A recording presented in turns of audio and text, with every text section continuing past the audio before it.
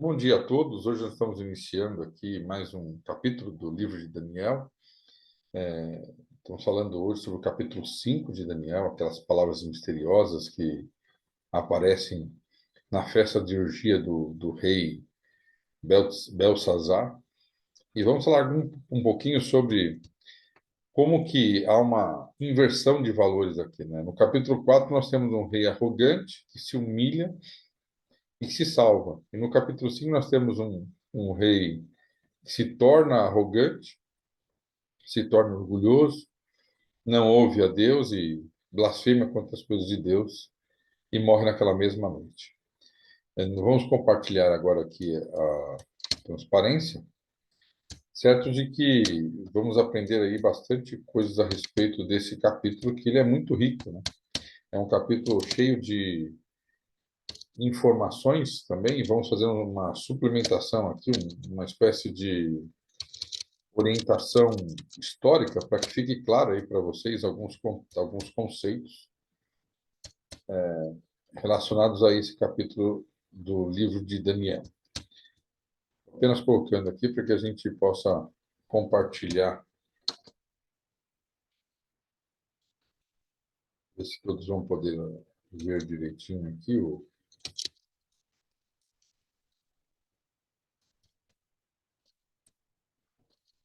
a transparência. Muito bem. Então, nós temos aí as palavras misteriosas do livro de Daniel, e nós temos ela escrita aí no, como escritas hebraicas, mas embora nós sabemos que elas foram escritas em aramaico, que era a língua comercial da época, né? E vamos entender um pouquinho a história desse capítulo 5. Mas antes, vamos a uma suplementação histórica que nos ajuda a compreender como Deus dirige todas as coisas e os reinos, como que eles foram se fortalecendo, né? Vocês estão vendo aí exatamente em cima a palavra Babilônia, que está em amarelo, depois os Medos, que está em azul, e depois os persas, que está em verde. Aqui está as dinastias aí próximas a esse período. Já entendemos que o rei Nabucodonosor tinha uma filha, essa filha se casa com Nabonido. Nabonido tem um filho chamado Belsazar. Esse é o personagem central hoje da história do capítulo 5 de Daniel. Mas nós temos do outro lado o povo que conquista os babilônicos, né? Nós temos aí alguns reis que antecederam aí dos medos, né? Nós já aprendemos sobre Ciáxares. Ciáxares foi aquele que se aliou a Nabucodonosor, a Nabopolassar, na conquista ali da destruição de Nínive, né? Do Império Assírio, de Arã.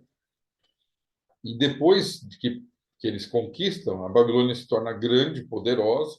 Nabucodonosor é o grande rei da Babilônia, e eles continuam tendo, né, os seus reinados ali internamente, até que dos Medos surge uma princesa chamada Mandani. Mandani é as tíades têm, de acordo com Heródoto, né, tem uns presságios lá que não podia se casar, que ia dar errado com medo, e ela acaba entregando a sua filha para se casar com um persa chamada Cambises I, que era filho de Ciro I. Não vamos confundir com Ciro da nossa história, né, de hoje, que era o filho dela, na verdade, que é o filho dele, né? E desse casamento entre Mandani, que era uma rainha Medo, com um rei persa chamado Cambises I, surge alguém que está na Bíblia, né? Isaías capítulo 44, 28, 45, 1, conta a história de Ciro II, né? Ciro Grande, que a Bíblia diz que esse seria uma espécie de Messias, de acordo com Isaías capítulo 44, 28, que diz que ele foi escolhido, né? E, tecnicamente, ele foi escolhido cerca de 103, 105 anos antes. Deus já tinha dado o nome dele, que seria o libertador do povo de Israel, ali no caso, o povo de Judá, que ele iria libertar, né, o povo do cativeiro babilônico, né? Então, nós encontramos aí uma estrutura histórica que comprova a Bíblia, e algumas coisas que vamos estudar aí sobre a parte histórica, mas vocês notem que quando nós estudamos isso, entendemos o quadro, né, nós vemos como Deus dirige a história. Dessa fusão, nós já estudamos aí no capítulo 2 e 7 juntos, que os Medo-Persas, no ano 539, em outubro de 539, ele... Edson, Oi, você já disse que a gente pode interromper para pode sim, esclarecer assim. pode sim. Quando você diz que Deus dirige a história, é, passa na cabeça assim que tem coisas que eram feitas para acontecer desse jeito, porque Deus já estava querendo que fosse desse jeito. Você pode dar aí uma explicação para a gente entender essa questão Sim. da supremacia divina? Esse é um assunto bem importante dentro da Bíblia, né? Criou-se até um problema muito grande com Calvino, que ele acredita que Deus é tão soberano que ele não deixa o homem decidir, né? Deus dirige a história sob o ponto de vista de que ele coloca e tira quem ele quer, não no sentido de salvação individual, né? A nossa salvação, eu digo, tira e coloca como rei, como líder, como ele permite que certas pessoas governem países, reinos, né? Mas em relação à salvação, cada um de nós fazemos a nossa escolha. Deus dirige a nossa vida, sim, quando nós permitimos, né? Deus deu ao ser humano a liberdade de escolha e ele dirige a história no sentido de ser presciente, não no sentido de predestinar, né? Ele, em matéria de reinos, ele dirige sim. Se o plano dele for daquela forma, ele vai colocar aquela pessoa ali, né? Nem sempre Deus interfere dessa forma, permite que as coisas aconteçam. Mas quando você olha para esse quadro, né, era necessário que Mandani e Cambyse se casassem, tivesse um filho chamado Ciro, porque ele já estava relatado lá na Bíblia, né? E Deus já tinha feito uma profecia, né, sobre ele. Alexandre o Grande também leu o livro de Daniel, de acordo com a tradição, e ele fala assim: olha, eu fui escolhido por Deus para. Ele entendeu isso, né? Eu fui escolhido por Deus. A própria Bíblia fala assim, de um grande, notável rei, né? Dos macedônicos, dos gregos. Então, Deus dirige a história porque ele tem um plano, né? Esse plano que você tem de Daniel 2, de Daniel 7, né? Lá em Daniel 11, nós vamos estudar o que aconteceu ao longo da história. E Deus previu muitas coisas entre o Reino do Norte e o Reino do Sul que aconteceram na história e hoje nós podemos comprovar, assim como a profecia do capítulo 2, né? Dos reinos que viriam aí na sua sequência. Mas a nossa salvação não está vinculada a uma escolha de Deus. Deus escolheu nós para sermos salvos, todos nós. É nós que perdemos o direito de ir para o céu quando nós rejeitamos a Deus, né? Vamos falar um pouquinho disso até no final do nosso estudo de hoje. Então, Deus dirige a história, mas a nossa vida nós permitimos ou não que Deus dirija. E se existe uma predestinação na Bíblia é para a nossa salvação. Porque depois que Cristo morre na cruz, ou aqueles que antes pela fé acreditavam na morte de Cristo, seriam salvos pela fé, porque agora se tornam livres da condenação do pecado porque Cristo morre por nós. Então, são coisas diferentes. Deus dirige a história, né? E a salvação. Não sei se foi claro aí. Foi, foi ótimo. Então, tá bem. Então, agora, entenda esse quadro, né? Vamos entender um pouquinho as palavras, né? Porque depois eu não vou voltar a explicar elas, né? Mas aí nós temos a expressão lá de Daniel capítulo 5, 25, né? Mene significa um verbo. Aramaico significa contar. É um verbo, contar. Simplesmente isso. Tekel é pesar e parsim é partir em dois, é dividir, tá? Então essas são as palavras que são usadas ali no texto que foi escrita por Deus na parede, apenas verbos, verbos em aramaico. E esses verbos ali foram escritos, e vocês vão ver ao discorrer da história, o que isso significa de maneira clara, né, para nós aqui. Então, a história registra que Nabonido foi o último rei, mas a Bíblia diz que o último rei foi Belsazar. Será que a Bíblia estaria errada? Né? Nabonido foi o último rei da Babilônia, mas os historiadores não registram, né, os anos em que o rei se ausentou para cuidar da sua saúde. Então, isso é importante. Há uma crítica feita em cima do livro, que Belsazar nem existira, né, embora a Bíblia traga o nome dele, e a gente sabe do que isso significa de fato, né? Agora, é muito importante nós entendermos que a história relata também que Nabote estava doente, ele faz uma oração aos deuses dele, né? E ele relata um pouco sobre isso, quando ele diz assim, ó, quando eu estava doente por bolhas malignas, né? Por ordem do Deus Altíssimo, parece que ele diz que foi Deus que colocou essa doença nele, né? Na cidade de Temã, então eu confessei os meus pecados e Deus mandou um mágico dos judeus do cativeiro. E então sarei e fui perdoado e decretei adoração ao Deus Altíssimo. Essa história não está na Bíblia. Essa história é uma história contada por alguns tabletes de cuneiforme, mas que, de alguma forma, assim como Deus trabalhou na vida de Nabucodonosor, tenha trabalhado também na vida de Nabonido, de alguma parte, de alguma forma. Tanto é que, quando os medo-persas invadem, não matam Nabonido, né? Mandam ele como um governador ali. Parece que ele era uma pessoa muito religiosa e a história meio conta que, por alguma razão, ele também tenha tido um contato grande com Deus. A Bíblia não conta essa história, mas alguns relatos como esse, né, dão a entender que Nabonido tenha sido um rei que se converteu, de alguma forma. Agora, Belsazar governou a Babilônia por muitos anos, como corregente, né, enquanto o pai dele estava lá, cuidando da saúde, da religião, enfim. Nós entendemos que isso hoje é comprovado pela história, porque há relatos de que o pai se ausenta e o filho governa junto com o pai, né, durante alguns anos. Então, em que contexto as palavras foram escritas ali, né, de Daniel, capítulo 5? O rei resolveu dar uma grande festa, né? E aí nós temos que entender um pouquinho como que era essa festa e como que era o conceito cultural e o conceito histórico dessa festa. Olha bem, os reinos, o rei, ele estava há muito tempo se sentindo seguro, durante 20 anos, né? Porque os muros eram altos, eles tinham um bom poderio militar.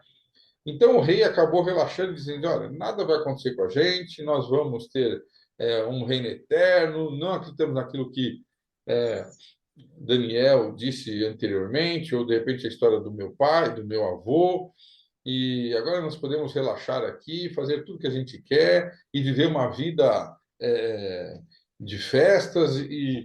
Mas só que recentemente, um pouco antes disso, a Babilônia tinha ido para uma batalha e tinha perdido essa batalha. E ele, de vez em ficar com as barbas de molho, né, como diz aí o conceito popular, ele achou que, bom, nós perdemos lá, mas aqui ninguém vai entrar, né? Nosso reino tá assentada sobre o rio Eufrates, nós temos aqui vários peixes, nós temos aqui a água, nós temos, não adianta nem ficar lá do lado de fora que não vai acontecer nada, nós vamos estar aqui protegidos, né? Então eles estavam ali rindo, né, sobre o poder que eles tinham, né?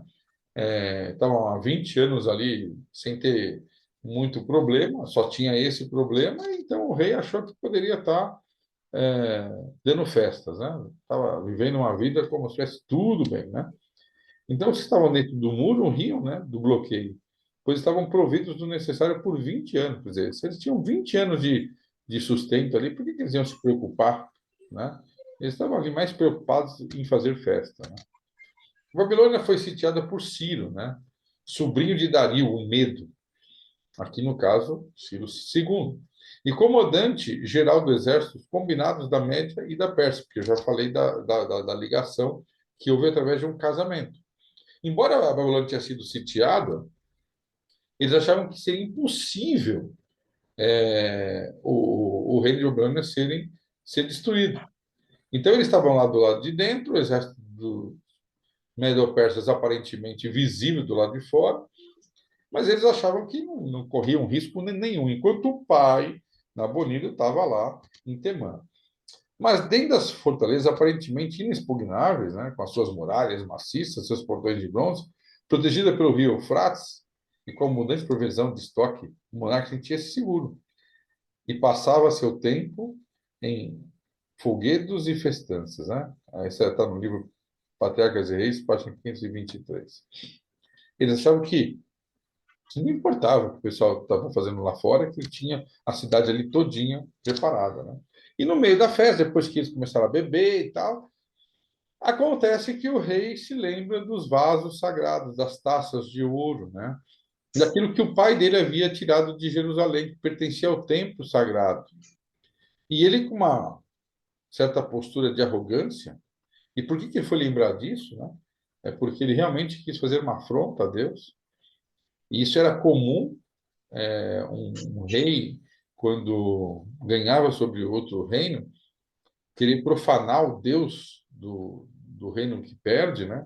Mas aqui nós estamos vivendo já uma história de quase 60 anos de que isso havia acontecido, e baseado nessa ideia de que o seu avô tinha conquistado Jerusalém de alguma forma, para afrontar a Deus, ele manda vir esses vasos sagrados, as taças de ouro, né?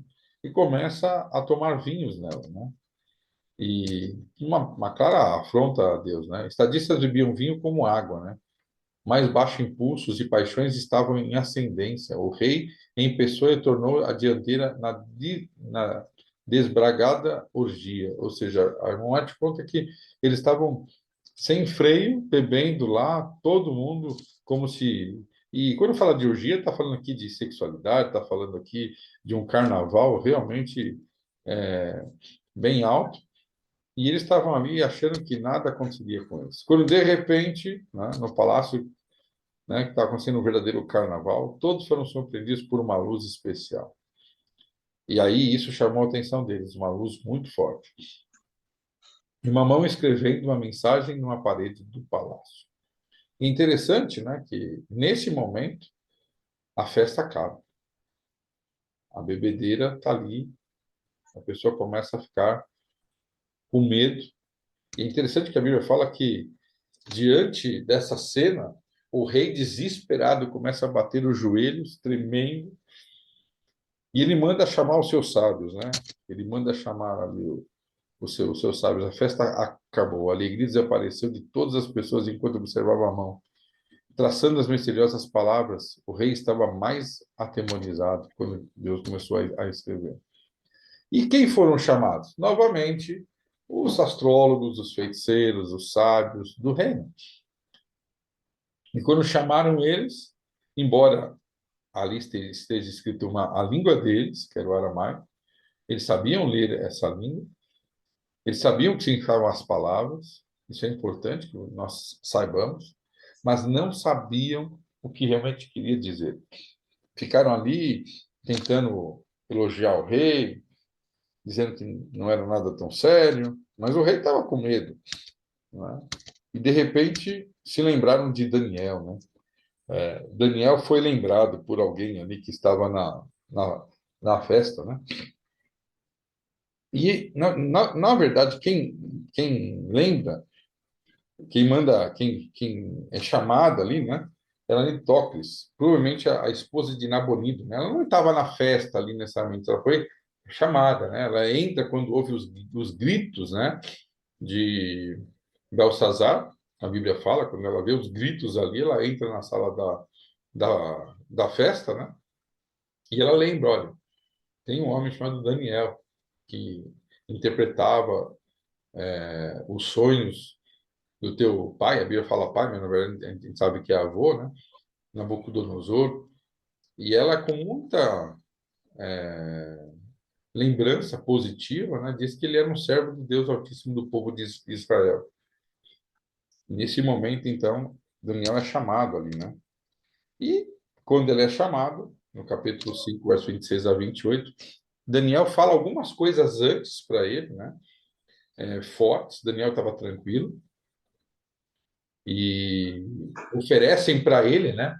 A terceira posição no reino. Por quê? Porque aí está mais uma prova técnica, né? De que Nabonido estava em Temã, ele era o primeiro, Belsazar era o segundo, sendo o filho regente, e ele então daria a terceira parte do reino, né? Para Daniel. E aí Daniel pega os verbos e monta a frase, né? Contou Deus o teu reino e o acabou. Pesado. fosse na balança e fosse achado em falta. Dividido foi o teu reino e dado aos medo-persas. Essa foi a resposta de Deus, né? Isso aconteceu no dia 13 de outubro de 1539 a.C., quando a Babilônia caiu diante de Ciro, cumprindo a profecia de Isaías, né? A Bíblia fala que os reis que vinham do Oriente, né? E eles estavam a leste, ao lado que o sol nasce, né? Do Império Babilônico, né? Após as águas serem desviadas, nós sabemos como aconteceu isso, a invasão da cidade tornou-se possível. Daqueles os quais se encontram alguns caíram e morreram. Alguns fugiram e outros começaram a clamar, né? A gritar ali. Então, neste momento, o que aconteceu? O rei Ciro, né? Ele era vamos dizer assim, o, o rei dos Medo-Persas, enviou Dario com o seu exército e eles desviaram o curso do rio. Eles fizeram, na parte norte da Babilônia, um desvio, e nessa noite, então, eles desceram as águas, né? Eles desviaram o rio, entraram pelo curso do rio, e quando eles entraram pelo curso do rio, já pegaram os soldados aí primeiro, que estavam sem general, sem coronel, né? Desapercebidos, e quando chegaram na sala onde estava a festa, né? Estavam todos bêbados, não ofereceram perigo algum, né? Os generais, as altas patentes ali, né? Então veja que marchando pelo caminho mais curto que podiam, conseguiram cercar o palácio, mas acharam as portas do palácio fechadas. Os que estavam na frente atacaram os guardas que estavam bebendo. Assim que o ruído e o clamor começaram, os que estavam dentro perceberam o distúrbio. E o rei mandando examinar o que havia deixado as portas abertas, né? Quer dizer, eles mesmos estavam tão bêbados que não sabiam nem o que estava acontecendo. Eles chegaram ao rei e encontraram de pé, com a espada desembainhada.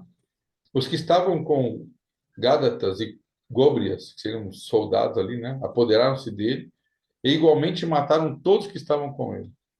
Quando amanheceu, aqueles que guardavam os castelos perceberam que a cidade estava tomada e o rei havia sido morto. Quer dizer, muitos que estavam dormindo na cidade dormiram pensando que a Babilônia era o reino e no dia seguinte descobriram que não era mais da Babilônia, mas eram agora dos Medo-Persas, né? Então, olha o que diz a história, né? Naquela mesma noite que Belsazar foi morto, Dario, o medo, ocupou o trono da Babilônia. O que significa isso? Dario, que era sobrinho de Ciro, ele se tornou o rei da Babilônia sobre a tutela do Império do Medo-Persa. Vocês se lembram que a Bíblia fala de 3 costelas na boca, né? Uma delas era a Lídia, outra delas era o Egito, né? E no meio a Babilônia tinha sido destruída e construída, tinha sido conquistada ali pelos Medo-Persas, né? Então, o que essa história tem a nos ensinar? Vamos ler alguns paralelos aí, porque Apocalipse traz muito paralelo dessa história. É impressionante. Vamos ler algumas coisas aqui em Apocalipse e vamos entender o que isso tem a ver com os nossos dias, né? A Bíblia apresenta uma Babilônia não apenas literal, que vai cair, mas apresenta também uma Babilônia espiritual dos nossos dias. E olha o que a Bíblia fala no capítulo 17. Eu vou ler e depois eu vou explicar. Um dos 7 anos que tinha 7 taças aproximou-se e me disse: Venha, e lhe mostraria o julgamento da grande prostituta que está sentada sobre muitas águas. Lembra que essas 7 taças está no capítulo 16, vamos chegar lá já já. E essa é a conclusão do capítulo 16, mas eu preferi colocar primeiro. E aqui fala sobre o julgamento, né? Uma das pragas tem a ver com a Babilônia, que é a 6ª praga, vamos estudar já já. Com que os reis da terra se prostituíram. Os habitantes da terra se embriagavam com o vinho da sua prostituição, fazendo referência à forma como eles pegaram as coisas sagradas e transformaram o santo com o profano na festa de orgia. A Babilônia faz exatamente isso nos dias de hoje. Ela pega as coisas espirituais, as coisas bíblicas, as coisas de Deus, e ela traz heresias, né? E a Bíblia chama de Babilônia essa confusão de temas religiosos que nós estamos vendo nos nossos dias, onde Praticamente o cristianismo está dando as mãos aí ao espiritismo, né? As doutrinas de fábulas, e, de alguma forma, toda essa mentira, né, sendo pregada em nome de Deus, né? Então, estão pegando os utensílios sagrados do templo, que significa a palavra de Deus aqui, né? Estão distorcendo ela para fazer o que eles querem. E é essa a realidade que nós estamos vivendo hoje, a grande Babilônia dos nossos dias. Então, o anjo me levou no espírito para o deserto, né? E ali uma mulher montada numa besta vermelha, falando sobre a Babilônia como sendo um poder agora espiritual, né? Que estava coberta de nomes de blasfêmios e tinha 7 cabeças e 10 chifres, fazendo referência a Roma nos dias de João, e que esse poder ia se perpetuar ao longo dos séculos, ia chegar aos nossos dias, nos últimos dias, né? A mulher estava vestida de azul e de vermelho e adornada de ouro, pedras preciosas e pérolas, quer dizer, teria poder nas suas mãos e seguraria um cálice de ouro cheio das coisas repugnantes da impureza da sua prostituição. Então, lembramos na história lá que o rei pegou isso para fazer uma festa de prostituição, lá, de orgia. E isso não é diferente nos nossos dias em matéria espiritual, né? E na sua testa havia a inscrição Mistério, Babilônia, a grande, mãe das prostitutas e das práticas repugnantes da terra, né? E via a mulher que estava embriagada com o sangue dos santos e o sangue da testemunha de Jesus. Quando o vi, fiquei muito admirado. Então, esse relato aqui mostra que nos últimos dias nós teríamos uma confusão de dogmas religiosos, mas todos eles voltados para as práticas da Babilônia antiga, né? Que seria imortalidade da alma, que seria a não guarda dos mandamentos, que seria fazer a vontade do homem, não a vontade de Deus, adorar símbolos e não a pessoa de Cristo.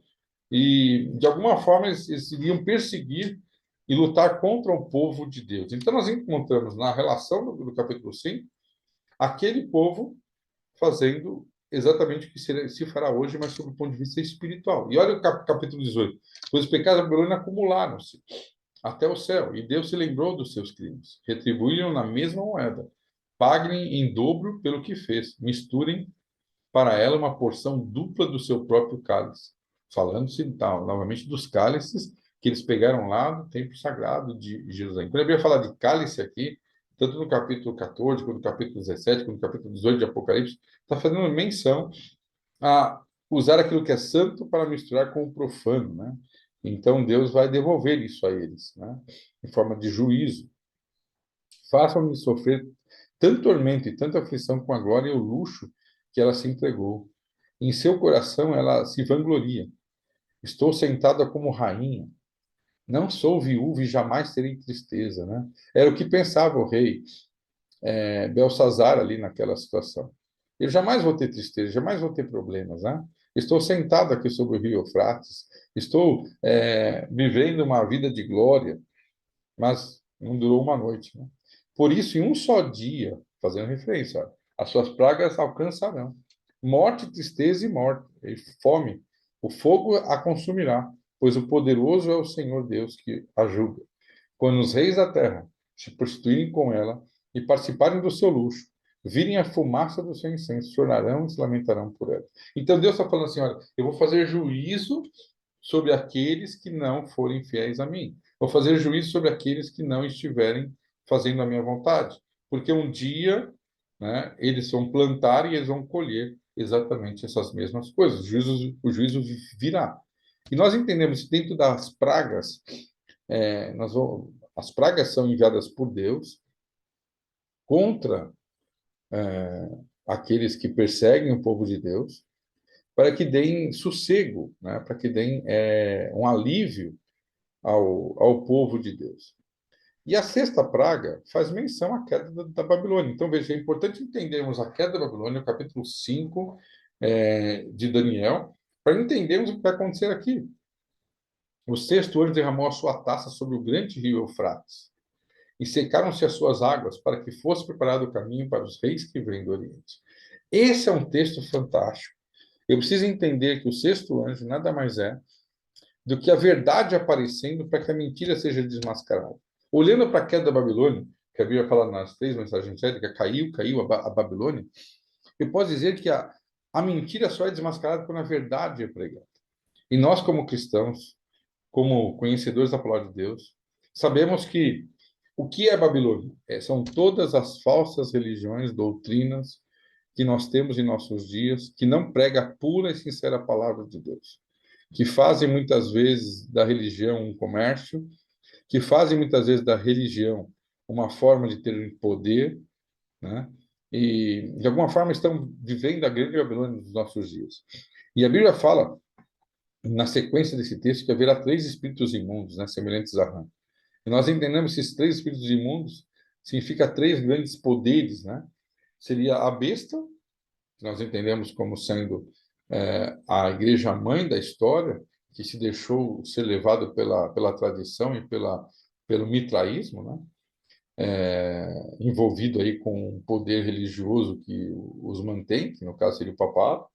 Depois nós temos exatamente o dragão, que é o diabo, que é a voz da imortalidade da alma, aquelas duas. Edson, Oi, o que é o mitraísmo? mitraísmo é aquela religião persa, né, que entrou no poder romano, que misturou-se com o cristianismo de Constantino, formando o catolicismo, né? O cristianismo misturado com o mitraísmo na época de Constantino gerou o catolicismo, adoração às imagens, a adoração a deuses, misturando a verdade com a mentira. Lembra-se? Ah, tá. Nós, Obrigada. nós Principalmente estudamos isso? adoração ao sol. Ao sol, exatamente, e ao imperador depois, né? Principalmente. Incorporado pelo Império Romano, né? Nas missas, você pode observar que tem um objeto que é uma imagem do sol. Ele aparece no ritual católico. Aquilo é mitraísmo. A Exatamente. tonsura que eles faziam na cabeça dos padres, né? Fazia aquela calva e desfiava o cabelo em torno da área calva, também lembrando o sol. Então, o mitraísmo é basicamente adoração ao sol. E nós encontramos Obrigada, irmão o querido. domingo, né, Bem, irmão Daniel? O domingo como uma espécie de adoração Sim, ao sol, né? Porque em muitas línguas o dia do sol é o domingo, né? isso mesmo. Então, veja, quando essas mentiras estiverem sendo pregadas, mas a verdade for pregada no céu, e nós acreditamos que os mandamentos de alguma forma vão aparecer, né? E não sei, nós não sabemos como, mas ele vai mostrar a verdade no meio de uma perseguição. O que vai acontecer? Muitos que seguiram líderes falsos, que ensinavam mentiras, vão descobrir que estavam errados. E o que significa isso? Que eles vão ter mais ódio por aqueles que ensinaram a mentira para eles do que por aqueles que estão vivendo a verdade. Na grande perseguição do povo de Deus, o sexto anjo, quando derrama a sua taça sobre o Eufrates, que cai a Babilônia, que cai a mentira, quando a verdade desmascara a mentira, na verdade, eles passam a perseguir os líderes religiosos deles, e não mais o povo de Deus. É uma atitude de Deus mostrando a verdade para aqueles que se deixaram ser vencidos pela mentira, né? Enganados pela mentira. E aqui nós vemos o cumprimento da sexta praga, né? Relacionado à guerra do Armagedon. A guerra do Armagedon, que é essa batalha espiritual entre o povo de Deus, que está sendo perseguido, e o povo que é liderado por Satanás com a grande Babilônia. Mas quando a verdade é desmascarada, que cai a Babilônia, lembra que o texto novamente fala sobre que irão beber do vinho da ira de Deus, né? Sem mistura, preparado para ele. Então, na verdade, a Bíblia relata uma segunda queda da Babilônia. Não a histórica, mas agora espiritual. E é tão interessante isso que o capítulo 16, o capítulo 17, o capítulo 18, o capítulo 14 falam sobre essa taça, né?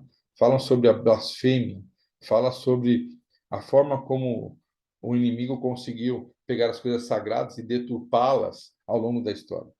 Mas não sejamos dispersos, né? Displicentes, sejamos de uma maneira muito estudiosa, entendendo que existem muitas vãs filosofias, muitas mentiras. Eu falei semana passada sobre as séries, sobre os filmes, sobre a adoração que muitas pessoas, mesmo dentro da igreja, têm tido às coisas da Babilônia, achando que o bem e o mal está fora dessas coisas, mas estamos literalmente mergulhados numa guerra entre o bem e o mal, e as coisas desse mundo muitas vezes vão nos atraindo e nós, sem perceber, estamos andando e adorando a besta e a sua imagem, não ao Deus Todo-Poderoso, né? Muito importante nós pararmos para refletirmos que vivemos num mundo onde a idolatria está em alta, mas aqueles que amam ao Senhor, aqueles que guardam seus mandamentos, eles estarão salvos na grande batalha entre o bem e o mal. Nós vamos nos dedicar nessa compreensão, não por medo, mas por amor a Jesus, né? Porque quando a verdade desmascarar a mentira, nós estaremos bem próximos, né? Porque vai preparar o caminho para os reis que vêm do Oriente. E quem é o rei que vem do Oriente? É o Senhor Jesus, né? A sexta praga preparando para a sétima praga, que é a volta de Cristo. Eu queria tirar algumas lições, né? Deus tem designado um lugar em seu grande plano para cada nação e para cada indivíduo. Homens e nações têm sido testados pelo prumo da mão daquele que não erra. Todos estão por sua própria escolha decidindo o seu próprio destino. Então, essa é uma mensagem para nós, né? Enquanto Nabucodonosor, no final da vida, se arrependeu e se converteu, o seu neto fez tudo o contrário, sabendo tudo o que aconteceu com o avô. Muitas vezes nós também devemos, cada um, né, decorrer a sua própria vida, vai traçando o seu destino através de suas escolhas, né? Nós devemos fazer escolhas. Pequenas coisas que fazemos, né? Ficamos envolvidos mais tempo com as coisas de Deus ou com as coisas desse mundo? Dedicamos mais tempo a ajudarmos as pessoas e mostrarmos Jesus ou sermos influenciados pelas coisas desse mundo? Cada decisão nossa, né, é importante. A pior de todas as escolhas é uma pessoa pode fazer é se afrontar a Deus do céu, né? As escolhas que estivermos fazendo hoje nos colocarão no topo do sucesso ou no vale sujo e imundo do fracasso. Isso é importante. Eu quero compartilhar um texto que eu achei fantástico, do livro Testemunhos para a Igreja, no volume 1, página 124. Eu gostaria muito que esse texto fosse pensado por nós hoje. É um apelo que a irmã White faz a nós hoje no mundo que nós estamos vivendo. Olha o que ela diz. Ó. Vi um anjo com balanças na mão, pesando os pensamentos e interesses do povo de Deus, especialmente dos jovens. Num prato estavam os pensamentos e interesses que tendiam para o céu. Em outro, achavam-se os que estavam inclinados para a terra. E nessa balança era lançada toda a leitura de romances, pensamentos acerca do vestuário, exibição, vaidade e orgulho. O que num momento, que momento solene! Os anjos de Deus em pé com balanças, pesando os pensamentos em seus próprios professos filhos. Aqueles que pretendem estar mortos para o mundo e vivos para Deus. O prato cheio dos pensamentos da terra, vaidade e orgulho, desceu rapidamente, e não obstante, peso após peso rolou do prato. O que continha os pensamentos e interesses se voltavam para o céu. Subiam ligeiros, enquanto os outros desciam. Oh, quão leve estava eles! Posso relatar isso pelo que vi, mas nunca poderei dar impressão solene e vívida e gravada em minha mente. Ao ver o anjo com balança pesando os pensamentos e interesses do povo de Deus, disse o anjo: poderão esses entrar no céu? Não, não, nunca. Diga a eles que a esperança que agora possuem é vã. A menos se arrependam depressa e obtenham a salvação, hão de perecer. Esse texto nos mostra, queridos, que estamos vendo nesse momento solene da história. E por vivermos esse momento solene da história, nós temos que nos lembrar que cada atitude, cada pensamento, cada escolha, estamos planejando, estamos nos direcionando para o céu ou para perder o céu. É muito especial você parar para pensar que, assim como o reino de Babilônia foi pesado, foi contado e foi dividido, nós podemos ver exatamente a mesma história hoje se não nos apegarmos a Deus. precisamos ter uma íntima comunhão com Deus, nos preparar de maneira muito significativa através da comunhão com Deus, do relacionamento com Deus, do estudo da palavra de Deus, para não sermos enganados nesses últimos dias. Me preocupo muito com a minha vida, mas com a vida da nossa igreja, daqueles que vão ouvir essa mensagem, para que não fiquem adorando as coisas desse mundo. Estamos vivendo uma época em que as pessoas têm vivido para absorver as coisas desse mundo, esquecendo-se da palavra de Deus. Lembre-se que a irmã disse que cada pensamento foi colocado na balança. E nós precisamos refletir na nossa vida, na nossa história, na nossa maneira de pensar, na nossa maneira de ser. Que nesta manhã, ou quando você ouvir esse vídeo, você possa refletir. Qual é o peso que eu tenho dado às coisas de Deus e qual é o peso que eu tenho dado às coisas dessa terra? E se ainda estivermos dando peso às coisas dessa terra, a filmes, esportes, né? Vãs esperanças, isso não quer dizer que a gente tem que ser um ET, viver fora desse mundo, não saber o que acontece, mas, sinceramente, irmãos, eu era uma pessoa que gostava muito de futebol. Gostava de ir no estádio, torcia para um time. Por várias vezes me envolvi com um amigo que era fanático por futebol. E por várias vezes fui ao estádio com ele, mesmo sendo um cristão.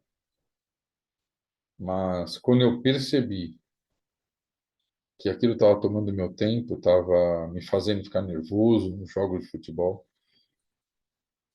eu tomei uma decisão.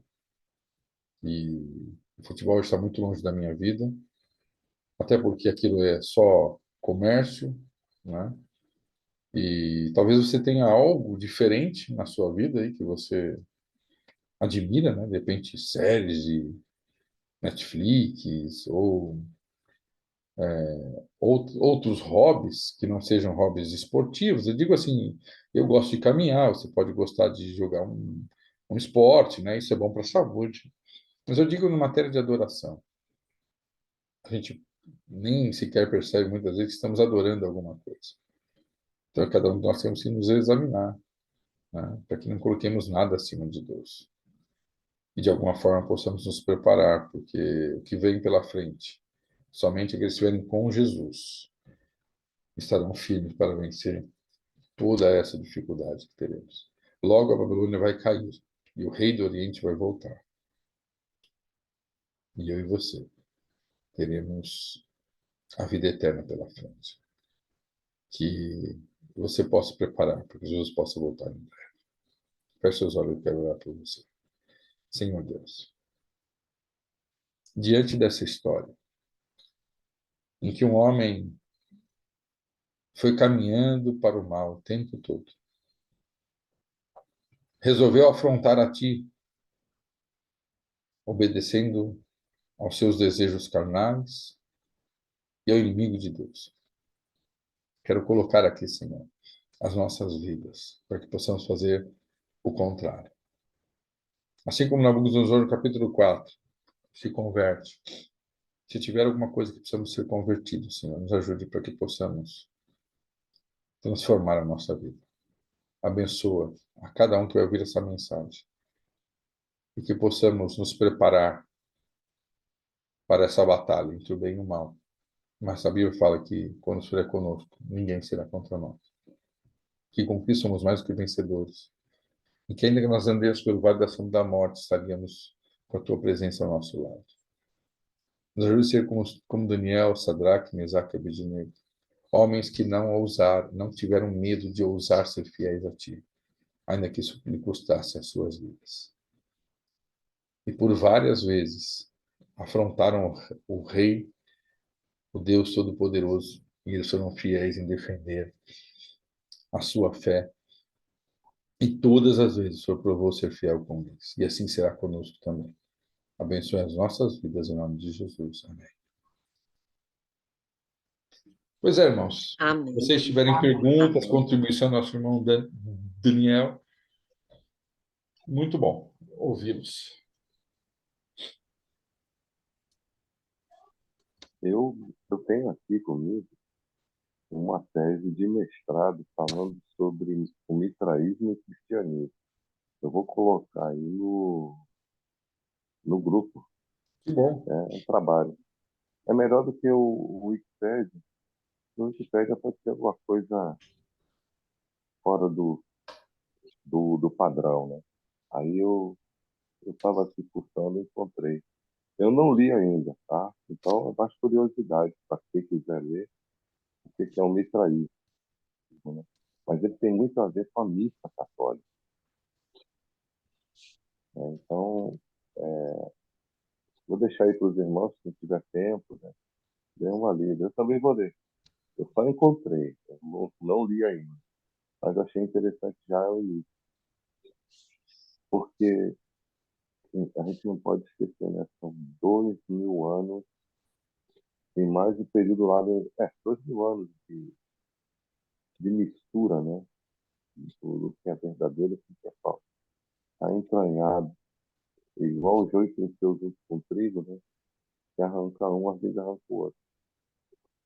Aí, aqui graças a Deus, aqui na nossa igreja, tem um pastor, talvez os irmãos tenham ouvido falar nele, o pastor Josenino Nascimento. Sim, Ele é um sim, doutor. conheço. Então, de vez em quando, ele faz algumas reuniões, ele fala muito dessas coisas. Mas essa tese não é dele, tá? Tá. É de uma universidade lá de Portugal. Eu vou colocar aqui para os irmãos e é muito bom, irmão. Chamar a atenção para essas coisas, né? Muito, muito interessante. Amém. Obrigada, irmão Daniel. Irmão Daniel, só para o senhor falar. Aquele chapéuzinho, o senhor falou do corte do cabelo, eu me lembro. Eu pensava que ali era tipo um quipá. Que pai Não, dos não. judeus. E Aquilo ali é um neles é o quê? solidel. Solidel o nome. Como solidel? Solidel. E é para quê? O significado, eu teria que perguntar para meus amigos católicos. Eu mesmo, para mim, eu fiz a mesma ligação que a irmã fez. O judeu, ele diz que é como se fosse a mão de Deus sobre a cabeça. Não sei se o Edson sabe mais um pouco sobre o que passa. Eu estou ouvindo meio baixo. E repete a sua pergunta. Está me ouvindo melhor? Agora sim. É que eu estou sem os fones de ouvido. É que a irmã perguntou a respeito daquele chapeuzinho Ah, em forma sim. de meia. Então, o judeu usa o kippah. E o católico, o padre, né, o bispo, ele usa o solidel. O cardeal usa, né? Para o judeu, um amigo judeu me disse isso, eu não sei se é certo, mas ele disse que é como se fosse a mão de Deus sobre a cabeça. E o católico, eu não sei o significado daquilo, eu tenho que pesquisar. Mas a palavra usada também é mitra, incrível que pareça. Quando eles colocam aqueles Então, chapéus, né? Também é chamado de mitra. e uma vez eu vi uma ilustração de um livro muito antigo em que o reformador ele fez a pontinha, aquele chapéu pontudo, que não é Sim. aquele em forma de cuia, Sim. é um pontudo. Ele falou, ali, olha, a ponta pequena, o chifrinho, né? A ponta pequena era e usou, apontou para aquele chapéu é, alto, né? Que o Papa usa, alguns bispos. Aquilo ali tudo tem a ver com o misticismo. Eu estou colocando umas imagens para vocês aí. Ó. Eles usam isso aí. E olha o nome que está ali, ó. Mitra.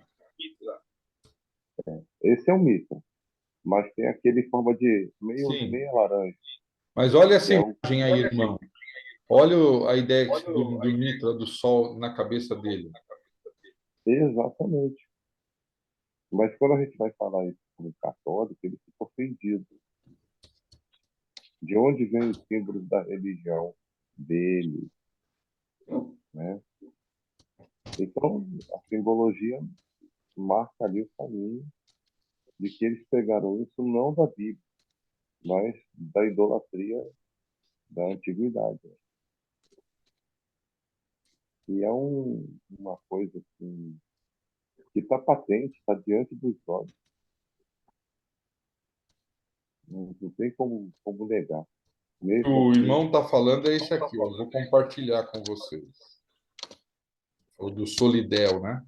Vou compartilhar aí. solidão.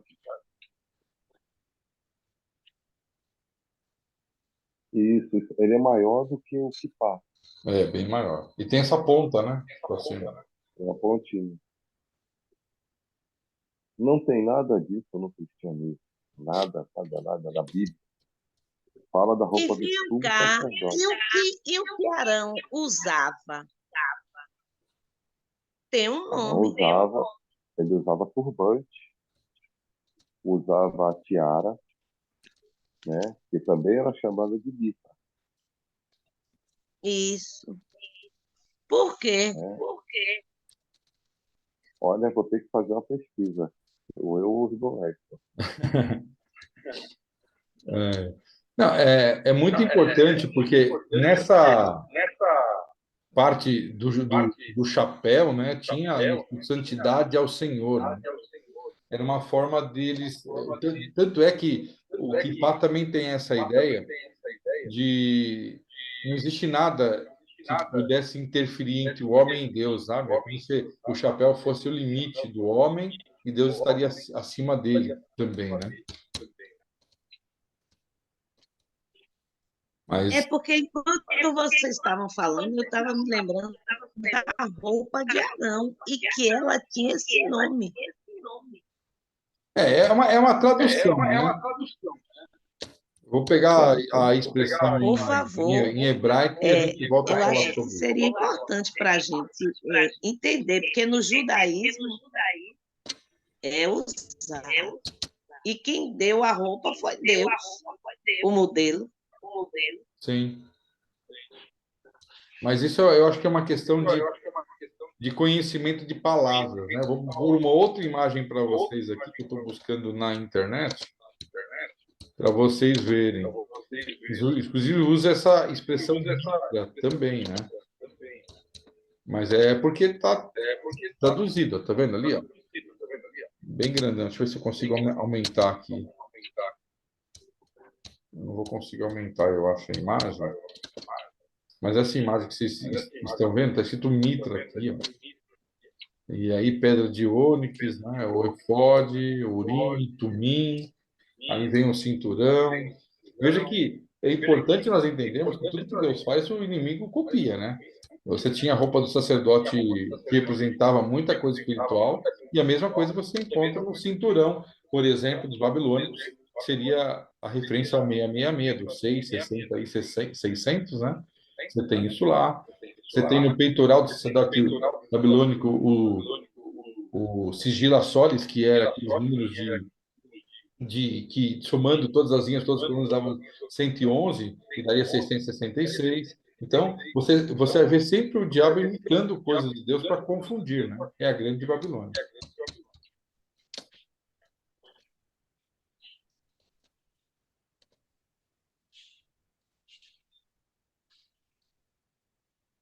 Mais alguma dúvida, irmãos?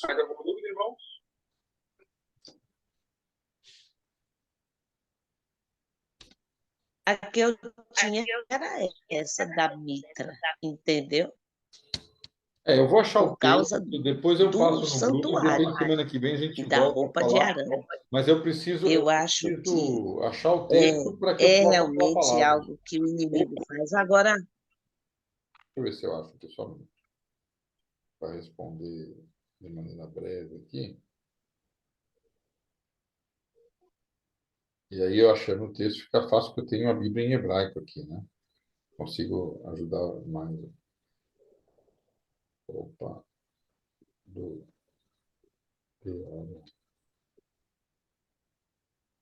na Bíblia.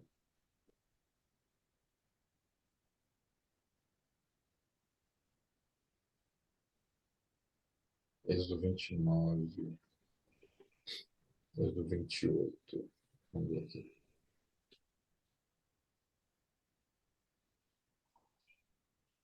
Peitoral, uma túnica e uma mitra. 28:4. Vamos ver a expressão hebraica de Êxodo 28:4.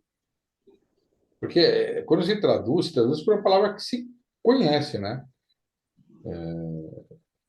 De repente, quem traduziu, né, usou essa expressão, né? A palavra aqui é mistis nefesh. Significa... Só tem essa referência aqui, né? Que é chapéu do sumo sacerdote. Então, quer dizer, a palavra mitra foi usada por quem traduziu, né? Eu vou pegar as outras expressões também, que essa palavra aparece em outros textos. Só um minutinho, Êxodo 28:4. Mas também está claro que quem traduz usa o conhecimento que tem, né? Da, então, quer dizer, mitra para eles é esse chapéu em português, né? Vamos ver como é que está em inglês.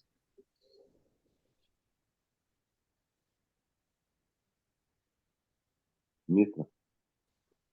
Tá, imita também. A palavra é a mesma aqui no coisa, né? Aí aqui você tem a expressão tiara em inglês, turbante. Então vê que diadema também é usada, né? Todas as vezes que aparece, são 12 vezes que aparece isso na Bíblia, né? E a maioria dos textos de Êxodo e Levítico. Só em Ezequiel 1 que aparece essa expressão que não é mosaico, no caso, né? Que aparece, que é traduzido como diadema. Então, veja que, na verdade, a palavra mitra foi usada pelo conhecimento da língua portuguesa. Mas o que nós temos aqui no original é como se fosse uma diadema, um chapéu, né? Um turbante, que é comum em todas as religiões é, orientais, que veio do judaísmo, né? E veio do islamismo, eles usarem esse turbante. Até por causa, talvez, muito por causa do calor do deserto, enfim, né? Era comum eles usarem isso até nas roupas deles. Não vejo isso como uma ligação com o mitraísmo, né? O mitraísmo vem muito depois, né? O mitraísmo é a ideia de que eu adoro ao sol. E a palavra mitra aqui é como se fosse uma ideia de turbante, de chapéu. É o que eu vejo aqui, rapidamente falando, né?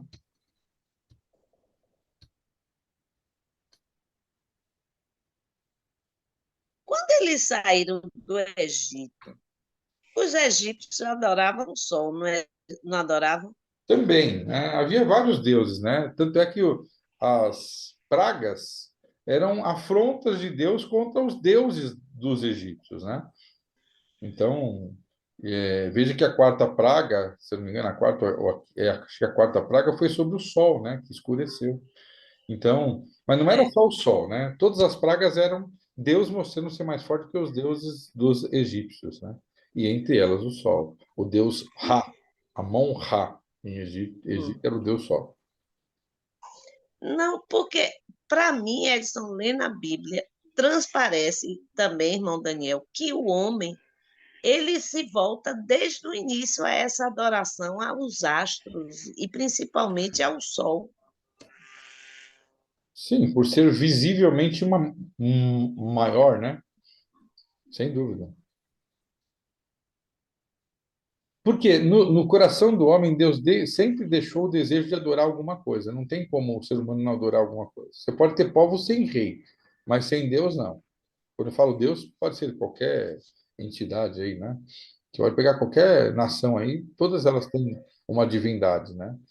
Então, naturalmente, o que é mais fácil de se adorar? Aquilo que se vê, né? Então, é normal que, por ausência de conhecimento bíblico, de conhecer a Deus, as pessoas, os seres humanos adorem criaturas, né? Como Deus criou o sol, por exemplo.